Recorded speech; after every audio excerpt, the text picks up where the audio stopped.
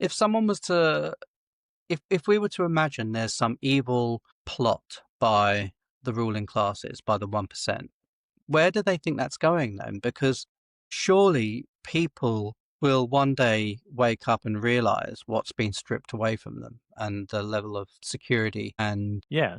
quality of life that has been stripped away from Well, them over that's the the years. messaging that Zach and the Greens are now focusing on, is getting people to wake up and see reality for what it is, that these people are getting richer, you're getting poorer, and you're either being blamed for it or refugees and trans people are being blamed for it. That's what's happening. And actually, the only thing at fault is capitalism. Let me ask you a question. If there was a general election called tomorrow, Mm-hmm. and well, I'm just thinking from my perspective, like if I had to go and vote next week, Yes.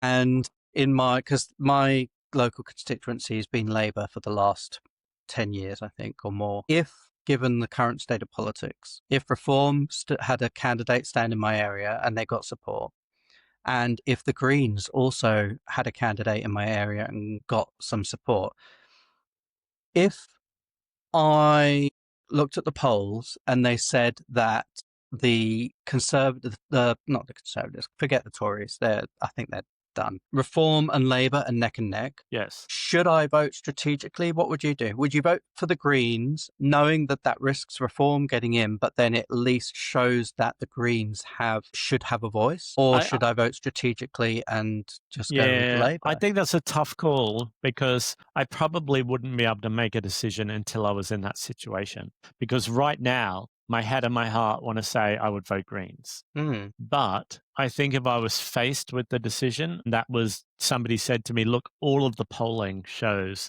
that it's either Labor or Reform in your area, I would probably look at it differently then. I don't know. Mm. I don't know what I would do. Well, I'd be Like, interested to. yeah, like I do agree with you that by even if the Greens don't win, but they start getting a lot more votes than they used to. It has Like to have as a some more sort of long-term strategy. yeah, it has to have a knock-on effect as well, though. It puts pressure on the Mm. other parties that are in power, saying this is what resonated with people. So Yeah.